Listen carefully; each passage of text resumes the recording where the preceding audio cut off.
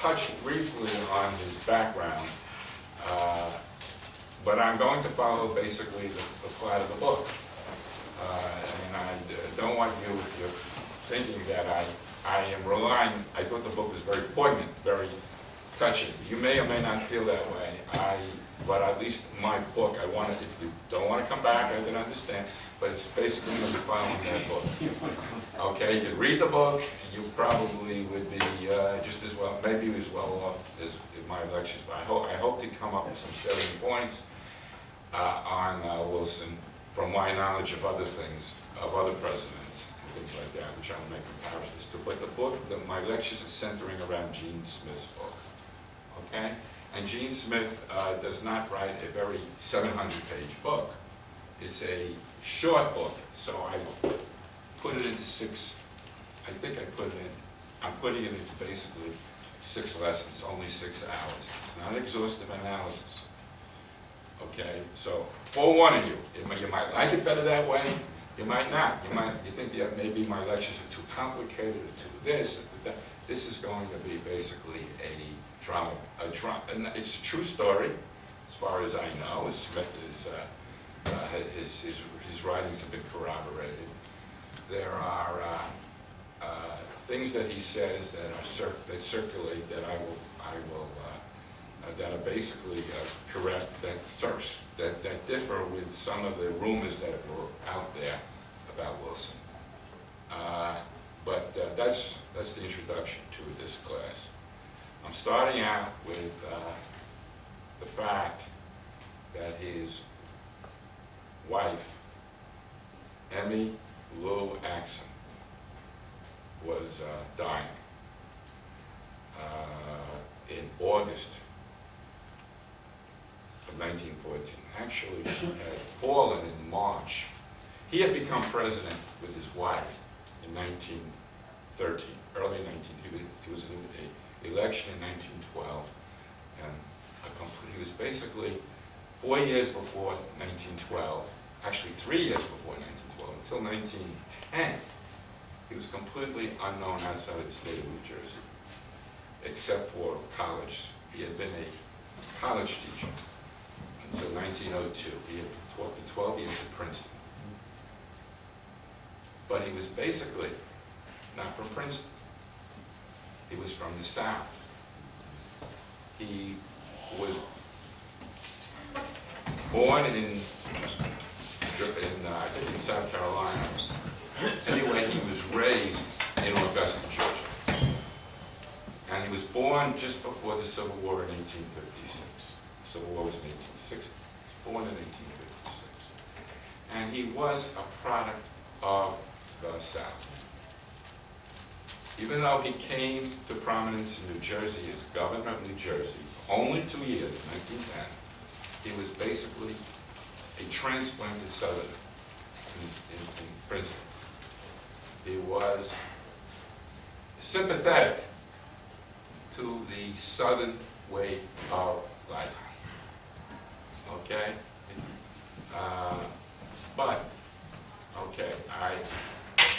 And when he became president in 1912, his inauguration was beginning in 1913. The country was basically, for him, fortunately for him, not only did he get luckily elected because of the split in the Republican Party,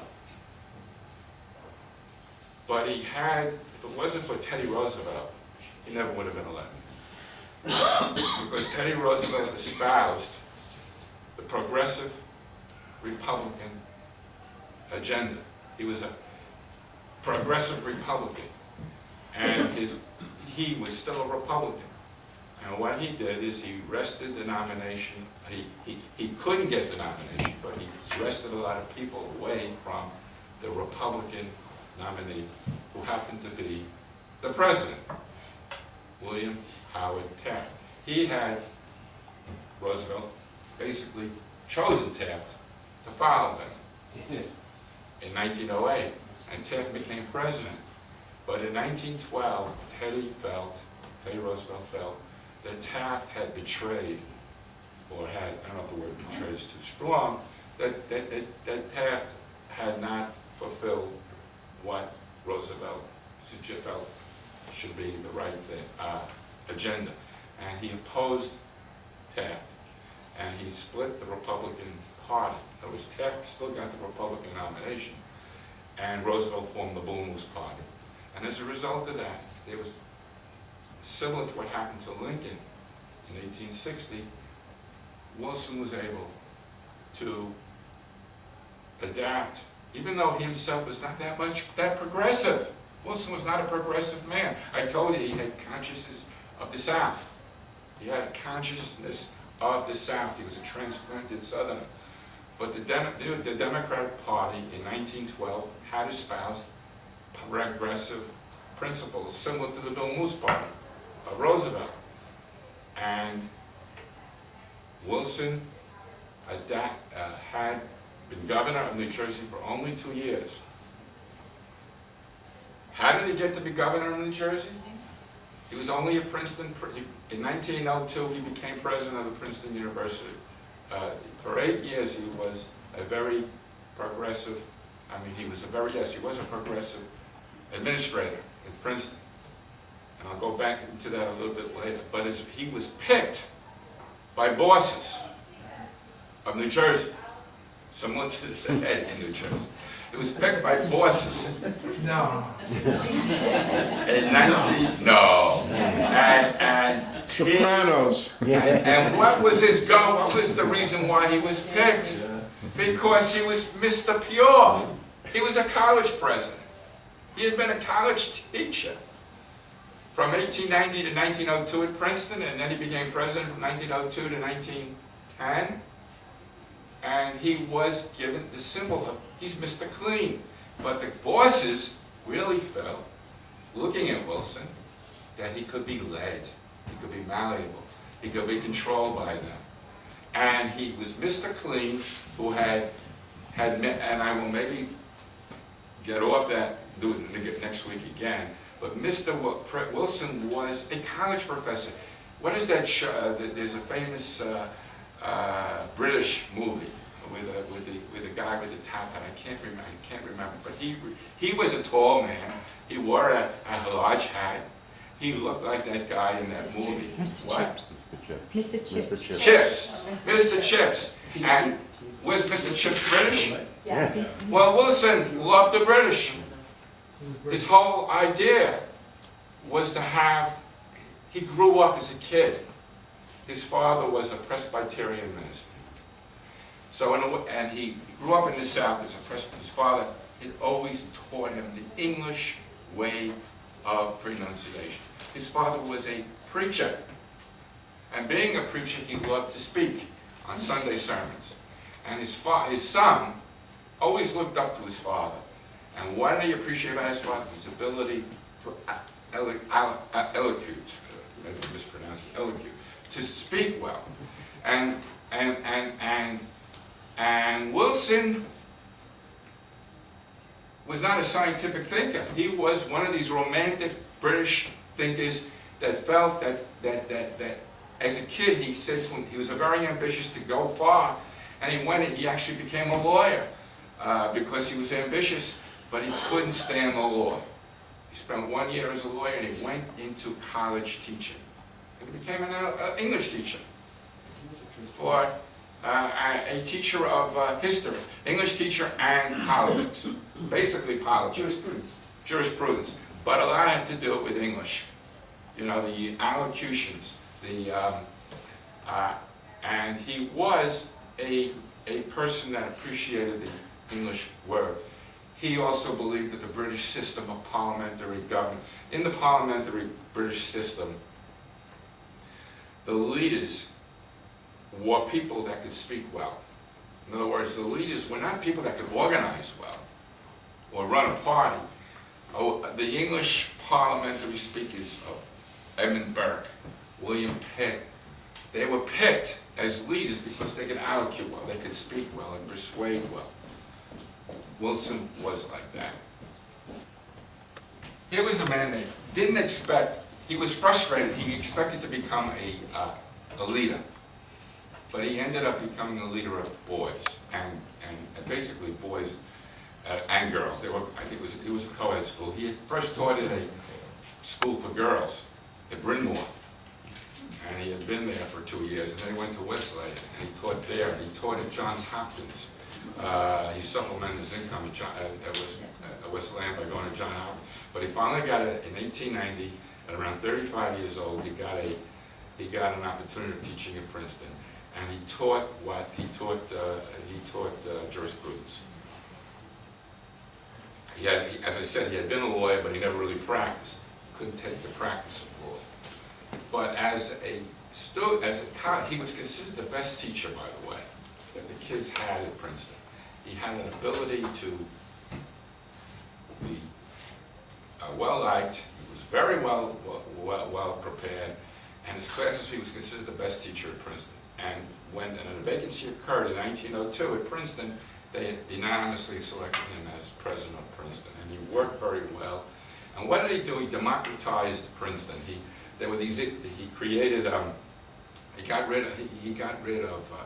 basically created a program of permitting everybody had to take general classes. They couldn't separate out in freshmen. They had compulsory classes in English and science and social sciences in the first year of college, and then he created a modern curriculum at that time, and but he had a lot of controversy because he was trying to upend a lot of the customs of Princeton. Princeton was a rich man's school, and he tried to democratize it. He tried to get graduate students to be on the same campus and be tutors with the students at Princeton. And he was successful in that. But he had an argument over eating clubs. They were like fraternities. And he wanted everybody to be democratized. He wanted to get rid of the eating clubs. As a result of this, he lost the battle. The alumni didn't support him because they would remember their eating clubs. But in losing, he became, and being, in effect, was being let go from Princeton. He hit the newspapers of New Jersey. And he was Mr. Clean. He was the guy who was trying to democratize Princeton. And the people, the party leaders in New Jersey, in the Democratic Party, said, we got to get a guy who looks like Mr. Clean, who's really got no indication that he could really lead people. Because leading a university is not really leading people. He looks like a figure. In other words, make him a figurehead, but he's malleable. He can be controlled. And we'll give him the nomination. And they did. And what happened is he turned on the party bosses. He turned on the party bosses while he was campaigning. He said, I am now nominated. And he made himself, and he really did. You know, he didn't look for the job. He wasn't looking to become governor. He was looking just to find another job as a college professor. And they came to him and said, we're going to, now Teddy, why did I say Teddy Roosevelt helped him get him elected? Because not only was there a division in the Republican Party because of Taft and Roosevelt, it's also because the progressive Roosevelt was such an effective president that everybody was basically on the same wavelength who was running for president. In other words, Wilson didn't have to become that conservative. He wasn't a Democrat. He was basically a man that believed that you could lead people by moral, because that's how he ran his life, by moral suasion. He was a very religious man, and he read the Bible daily, and he believed, like his father was a Presbyterian minister, and the Presbyterian Church, anybody here in the Presbyterian Church? Presbyterian Church, as far as I know, I'm not either, but is basically a pretty strong-minded religious faith organization. Andrew Jackson was a Presbyterian. So was Wilson. He was Scotch-Irish, so was Jackson. They both came. His mother, his own mother, was born in Scotland. In Scotland. Well, you have enough room? There's some chairs over there. he was basically, Wilson was, you know, yeah, I used to tell you in my class of the Civil War that there aren't many people in the South that come from foreign countries, except Scotch-Irish. There are a lot of Scotch-Irish in the South. Andrew Jackson's father and mother came from Northern Ireland, Scottish Ireland. So did Wilson. His mother was born in Scotland. And his mother's father was also a Presbyterian minister.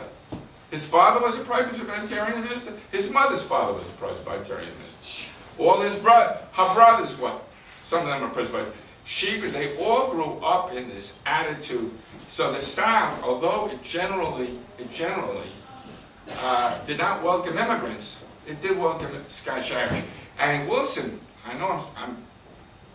Wilson basically Wilson, he was protected.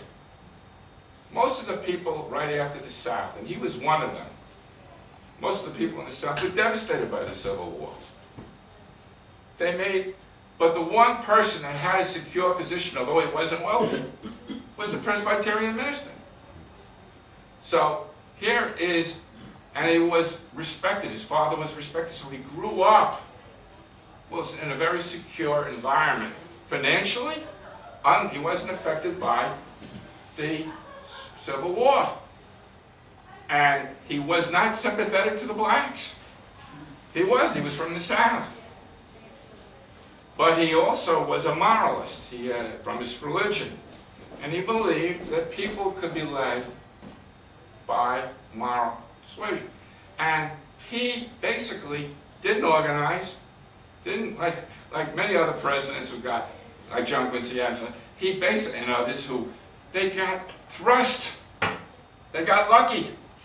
They got thrust into a situation of prominence because he had this attitude, he had this position of trying to democratize Princeton, and they were looking around for a person who was going to get elected. And how do you get elected? By looking like you're moral. And here was a guy who was moral, who looked moral, and he was not malleable, although everybody thought he would be malleable. And what did he do when he got into the governorship in 1910? He reformed it. And he was considered an ingrate by the people that put him into power. How could you turn on the party bosses? But he did. And it was not difficult for him because the progressive movement was strong. And child labor, he changed the child labor laws. He did he did it very easily. He didn't have to persuade like Obama would have to meet with everybody, or Bush would have to meet with everybody. The opposition wasn't out there to destroy him. They were out to help him. There was this movement, in a sense, to help children who were short, to have a shorter work week and protect food largely through Roosevelt's progressive movement. Now they were doing food protection in New Jersey. And as a result of that, he also got lucky because Roosevelt and Taft broke up, and whoever got nominated was probably going to get elected, and that's what happened to him. He got elected without really working very hard at it. And now he becomes president. In his first year in office, he doesn't work very hard. He works 4 or 5 hours a day. He doesn't work Saturdays. He doesn't work Sundays. He doesn't have to. That's changed. He's spending his time with his family. And he's lucky because in the first year, although he only worked 4 or 5 hours a day, he got more done in 1 year than president's doing a whole term. Because the time was just right. The time was just right for 1913. He passed he was fortunate enough to have that progressive, to pass an income tax. As a result of that, he was from the South. What did the South always tell you? They opposed tariffs. Remember, you took my course on Andrew Jackson, and during the tariffs was the big thing. It was protecting their manufacturers. Well, now Wilson eliminated the tariffs. Everybody supported the idea. And to eliminate the tariffs, how did they get their money? They got it from progressive income tax. First federal progressive income tax was opposed in 1913, the first year he was in office. an income tax. And then which was progressive. They eliminated the tariffs, they imposed it, and he did labor laws, and he was able to get that, and they got the antitrust laws, Federal Trade Commission. The popular nomination of senators came about during the same time. He was a man who didn't have, all he had to do, his theory of government, was to make it like a preacher. He had no patience for people that disagreed with him. Basically, he was a type of man who didn't like conflict. He would, if somebody came to him, he would cut them short if they didn't come to the point. So, because remember, he was an English teacher. Come to the point. Say what you mean. Don't be, and he would cross out. He was basically being an English teacher while they were talking to him, and he wouldn't have anything to do with them. And because he had the power in 1913, he was in the progressive movement, he was able to get away with it.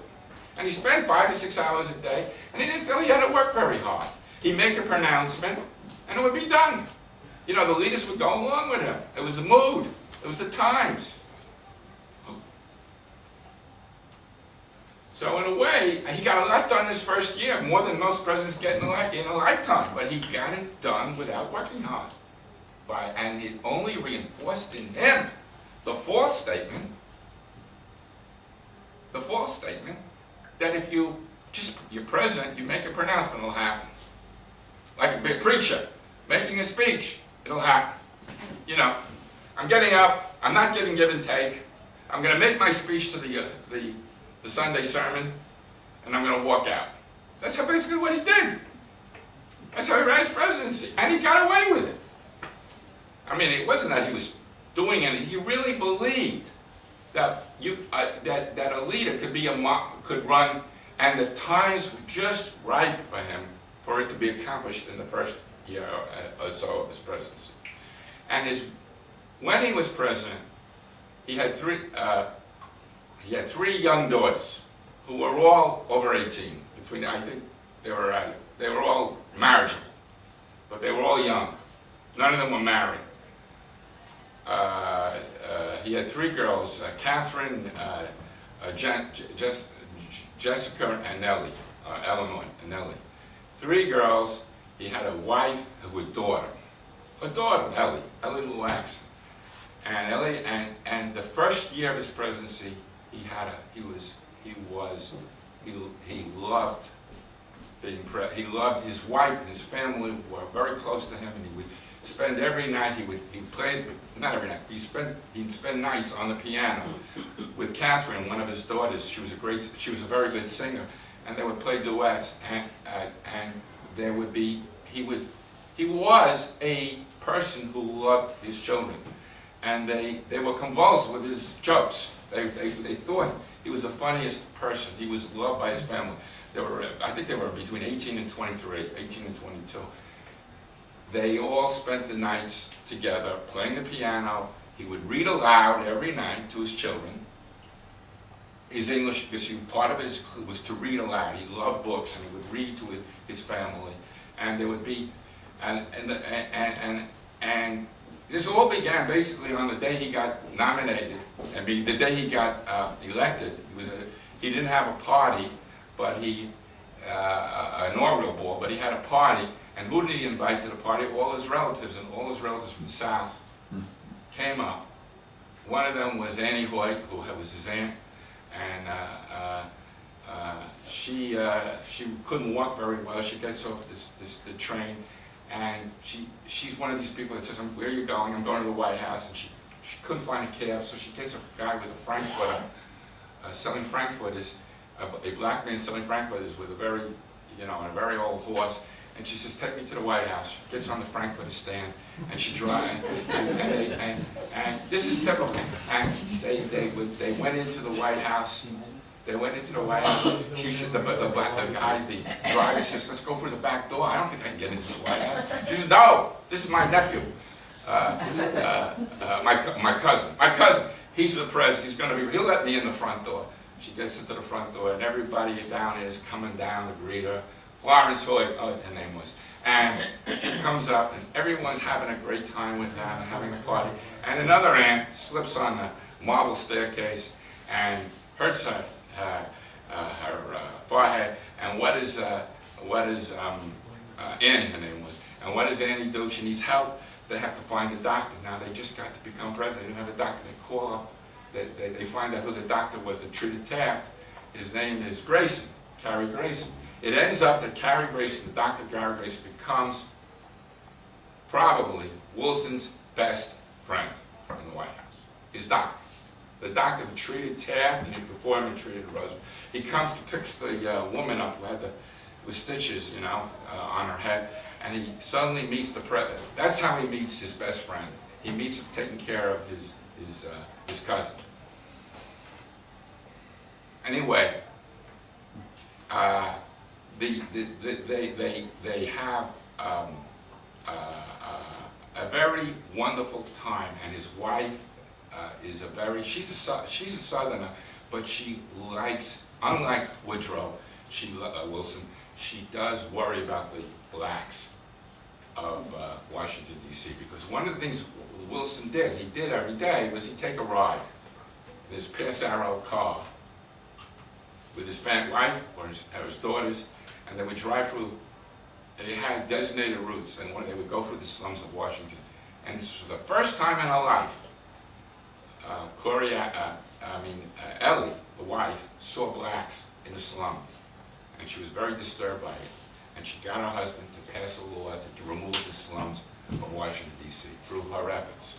Later on, it was found unconstitutional, but at the time, it was his wife that was stirring up in him these. But now, in March, just before March, Wilson had a lot of physical problems. He had neuritis, he had neuralgia, he had a bad stomach, he had phlebitis. He was a man with a delicate constitution. And he was 57, 58 years old, 50 when this happened. Grayson, the doctor, decided to prescribe him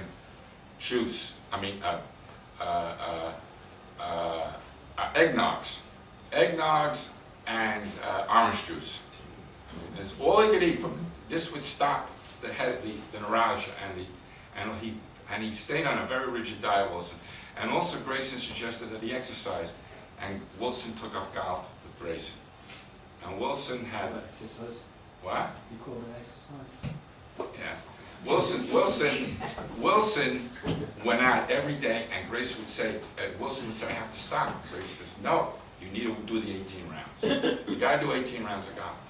He put him on a prescribed situation. And why did he do this? Because his wife, Ellie, had said to Grayson, please take care. You took care of the woman who would, if I take care of my husband. He's not going to make it physically if he doesn't have physical health. So he got better. Wilson got better, but his wife got worse. She had Graves' disease, and serious case of Graves' disease, and she had cancer of the kidneys. And in August 1914, when the world was going to war, see, that's what I realize now. It's 100 years ago. Yeah. The war, you're teaching World War I. When they got the class on that? Yeah. That's when the war started in Europe. We were not involved in it then. We were isolated from Europe. The war, World War I began in August of 1914. The whole world was in Europe. I should say the whole world. Europe was moving into World War. What was Wilson doing during that time?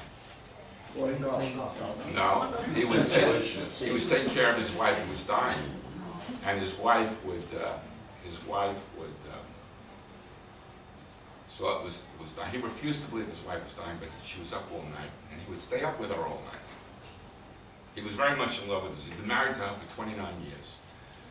They had known each other since they were kids, and he knew her when she was in the cradle. And she came from Rome, Georgia, a very small town near Augusta, small town, and she was really from that, she felt that she was part of Georgia. And she only cared about, she was very solicitous towards her husband. She only cared about her husband, his health. But now she was dying. Wilson refused to believe it. He would write letters to his people and say, she's going to be okay, she's going to be okay.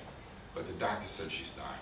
And sure enough, while the war started on August 1, the World War I started on August 1, 1914, Wilson was spending all his time taking care of his wife because no one at that time in the United States was thinking about Europe. Can't blame Wilson that much because Wilson was, the whole idea was we were isolated from the Europe. We never anticipated there would be a world war. Neither did the Europeans, except for Germany and maybe Austria. They always expected that there would be something worked out, that there wouldn't be a war because the war was fought. And I will probably teach a course sometime on the war was fought for ridiculous reasons. Everyone, I mean, you read the premises of there weren't worldwide war. There was this hatred of the Germans towards the French and the French towards the Germans. But if it wasn't for the Nietzschean philosophy, probably there wouldn't have been a World War I. If it wasn't for Germany's adaptation of taking over the attitude that they have to expand in order to exist, they had to expand aggressively in order to exist, there might never have been a World War I. When you look back on it, you know, more people were killed in World War I than were killed in World War II. Does anybody know that? No. More people. But we, by the way, I'm just going to say, sorry, we as Americans, very few Americans were killed in World War I as compared to World War II. But the number of people that were killed in World War I exceeded the number of people that were killed in World War II. Slaughters that occurred, but that's not my cause. But you can't, Wilson's spending time taking care of his wife. His wife is only worried about him. The last word she says when she's dying is the doctor comes in and she comes out of his stupor and she says to the doctor, take care of Woodrow for me. Take care of Woodrow for me. And she comes in and the last thing she says to her husband is, I'm dying. You have to accept it. On August 6th. I'm dying. Accept it. But find someone else to love and to marry. Find someone else to love and to marry. Because Woodrow Wilson was that type of person that always needed a woman's love. He had 3 daughters he loved. He had a mother that he idolized. He always had, he didn't have any brothers. He never had a close relationship with men. He had a close platonic, except for his wife, he had a close platonic relationship with women. And he was the type of person that felt so alone if he didn't have, well, we didn't know that then because he was married for 29 years. He was very, but he was not one of these people. He was very devoted to but he needed a woman around him. He didn't know that at the time that his wife died. When his wife died, he wasn't looking right away for another woman, but she suggested him, go out and find, I know you need another woman to love. Anyway, basically, you know, this is not going to be talking, I'm not talking about World War I, I'm talking about Woodrow Wilson and his personal life here. You know, and maybe it's a little offbeat from me, but that's what I'm going to try to do. Anyway, his wife dies 2 or 3 days later. She dies August 7th or August 8th. And the last word was to take care of yourself. And she dies, and a funeral is held. He refuses when his wife dies. He doesn't want to bury her right away. He makes believe she's still alive. He puts her up in the White House on a chair, on a couch, and he sits with her.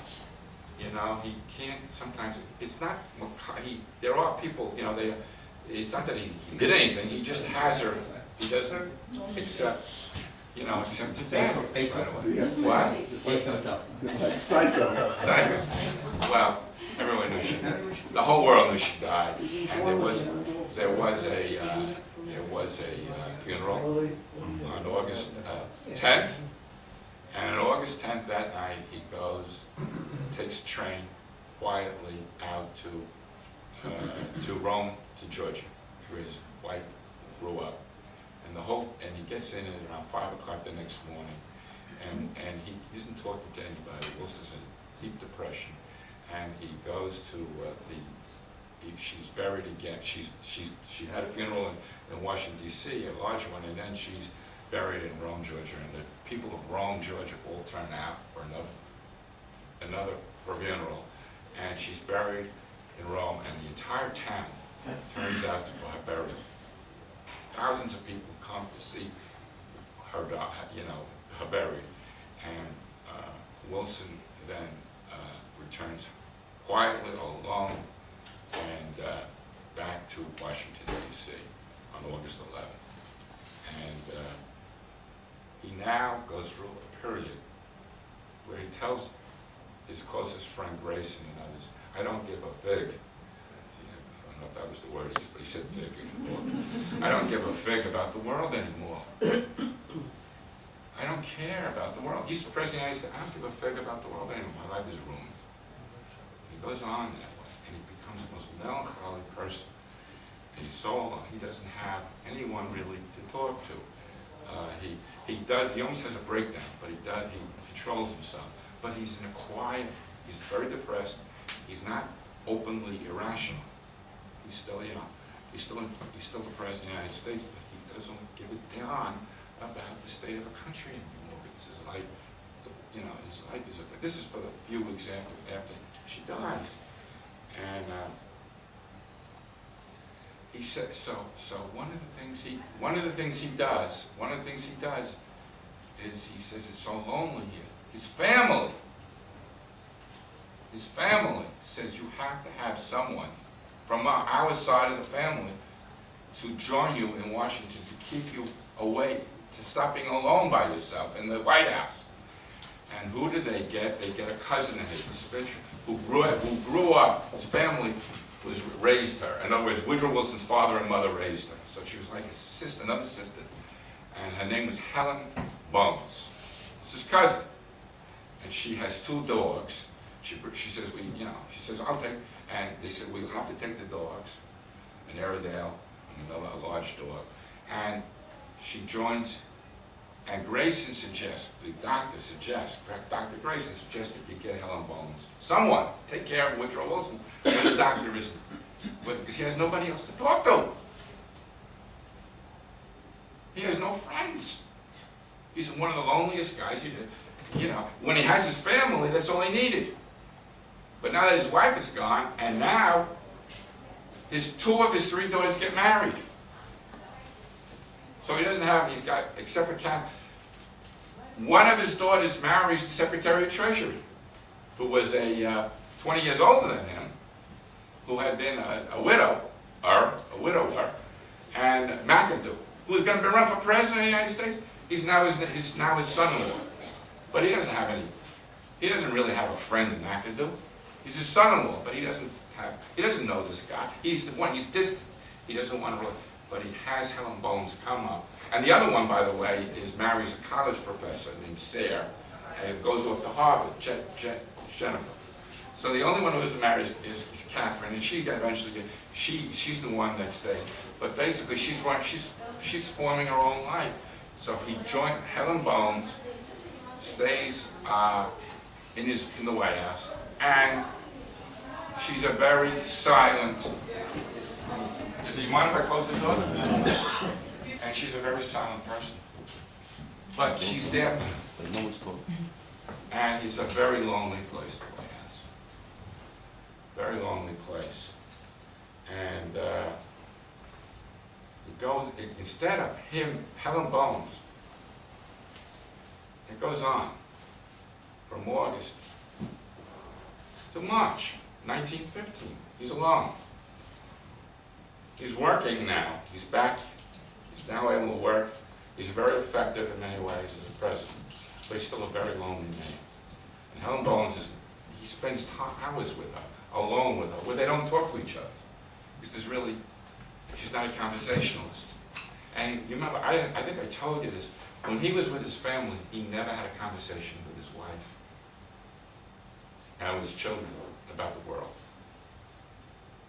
In other words, he spent, when I said that first year in the White House, he would go for rides, he'd play golf. You couldn't talk on the golf course with him about affairs. He had a limited amount of energy. He said, I can only spend a limited amount of energy on the world. I have to play golf. I don't want to talk about affairs. I eat with my family. I don't want to talk about affairs. That's the way he was with his family. Same thing with Helen Bones. He doesn't talk to her about politics. He's basically a very lonely man.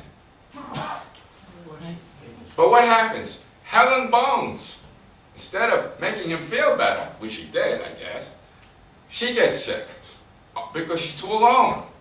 She's got no friends except Woodrow, who's not talking to her.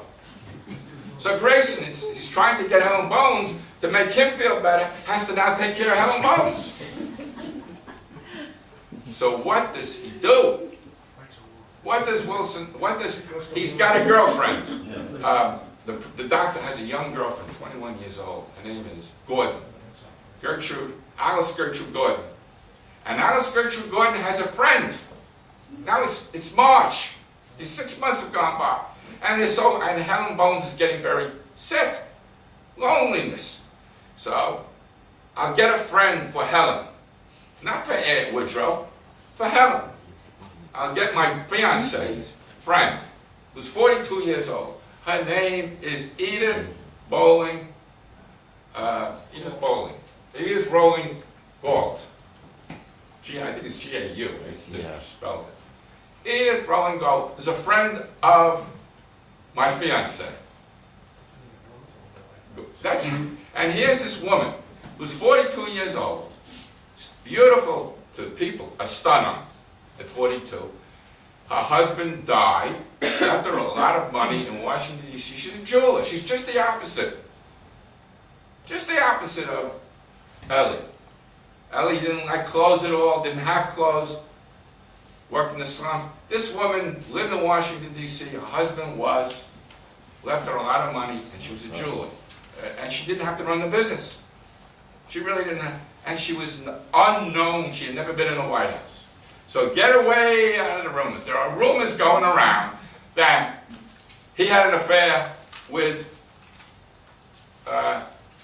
Edith before. She never been in the White House. She had no interest in politics at the time. But what did she have in common with Ellie and with Woodrow? She was from the South. Very important, because Wilson could connect with Southerners. And what does he do? She had a father who was a Confederate, ran a plantation, owned a plantation before the Civil War, and he was devastated by the plantation. And one thing Wilson had in common with her also is that when he was in the South, remember he saw Jefferson Davis being a prisoner, being escorted out of his home, out of his hometown, locked up. Jefferson Davis being locked up and they had in common the fact that they were bound from the South and had a sympathy for the South. So what happens is, he's not looking. Woodrow was not introduced to her. President Wilson isn't introduced to her. He's introduced to Helen Bones. And Helen Bones and Edith Galt, they're both about the same age. Edith Galt has a car, so they go out on rides.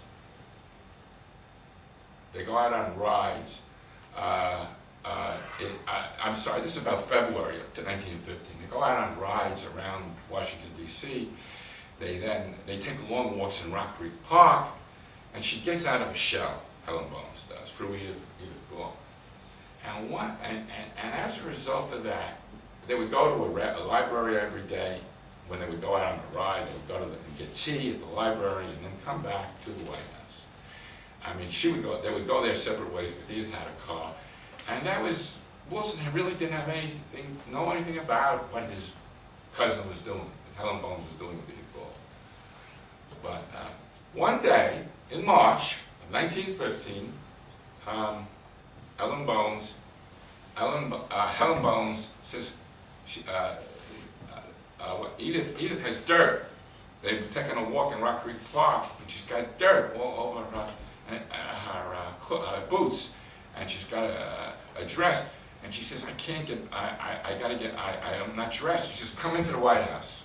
In other words, Helen Bones says, come into the White House. I can't go there. I don't feel comfortable in the White House. You'll come up on the second floor, through the elevator, no one will know you're there. Woodrow is out playing golf with Grayson. So they go, 4 o'clock, they get into the elevator, to get her boots off. And they get into the second floor, and who comes out? Wilson and Grayson. Both got muddy boots on themselves too, from the golf. They all got muddy boots. She says, let's all take off our muddy boots. They all take off, and that was the first meeting of Edith Gall to Woodrow Wilson. And this was March, his wife had died August 1914, it's now March 1915. He had gone through the most loneliest period of his life. Here is a woman he has, and they don't say much, but they say hello. But he does invite her to come back to see Helen. Always Helen. That's the excuse. Come back to see Helen at the dinner. A few days later, they go for a dinner, and she starts talking about the South, and he seems very interested in her. Then, this is March. He then invites her for a ride. Remember those rides I told you in his Passaro? And she now is riding with him for about 2 or 3 times. Finally, it's the month of April. Finally, April 30th, 1915, he has dinner with her. They have dinner, and he gives her a flower. Wilson gives her a flower, as well as he giving the fiancée of Corey Grayson a flower. And they meet at the White House, and now, April 30th, he had met her in the middle of March. April 30th. And they hadn't been seeing each other that often. They go into another room, they're by themselves. And they talk about the South, and then all of a sudden he says to her,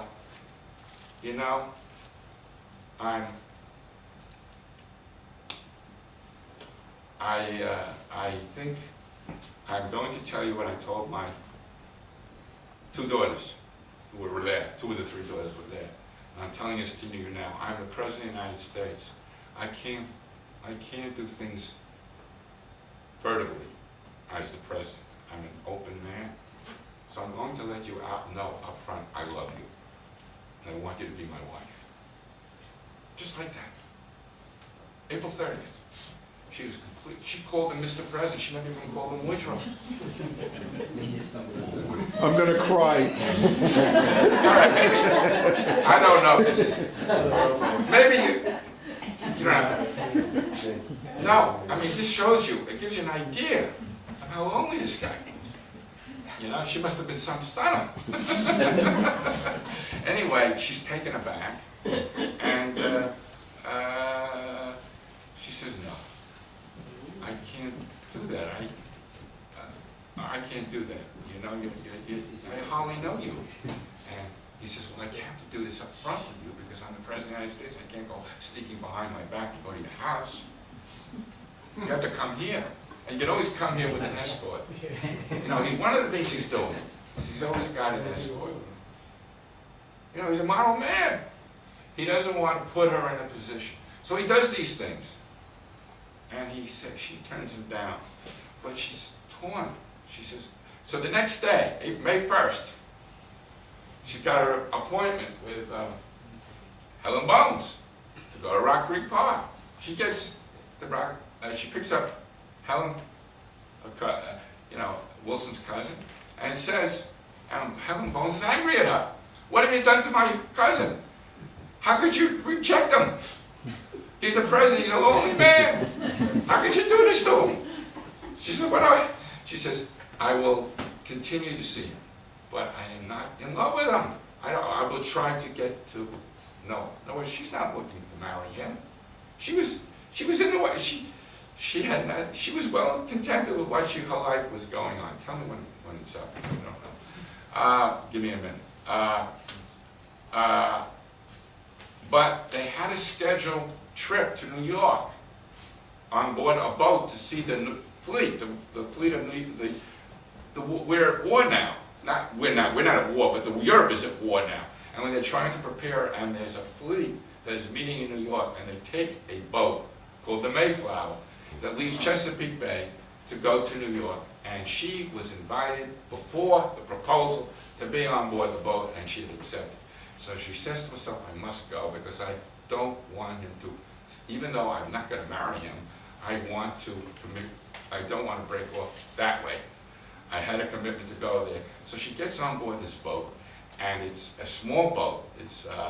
But they meet a tremendous storm, and everybody but the captain and Wilson gets sick. And they have a terrible ride up to New York.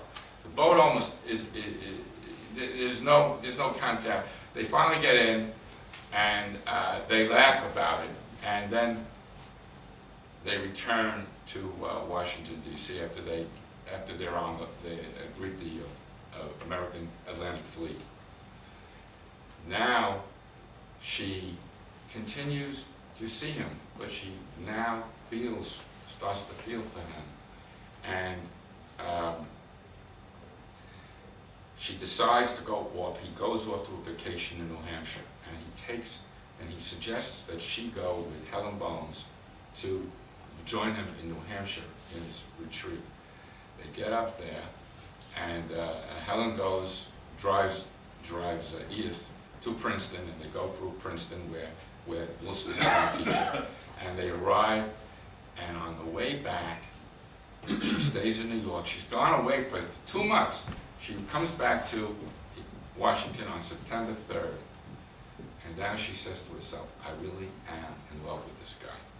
She's met him now a number of times, and they go, always this chaperone. On September 3rd, she tells him, I'm going to love you. I love you. And I don't know where it's going, but he does this openly with a chauffeur, his cousin. She makes the proposal because they're never alone. And she says, I do love you. I will stay with you. The whole world doesn't know at this time that he's got a girlfriend. The whole world thinks he's a bereaved man. And this is in September. And what happens is that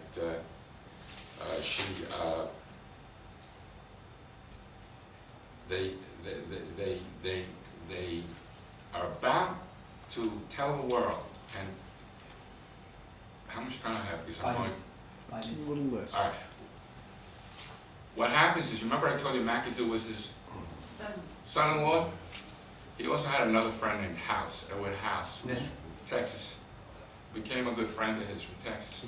They found out about this relationship.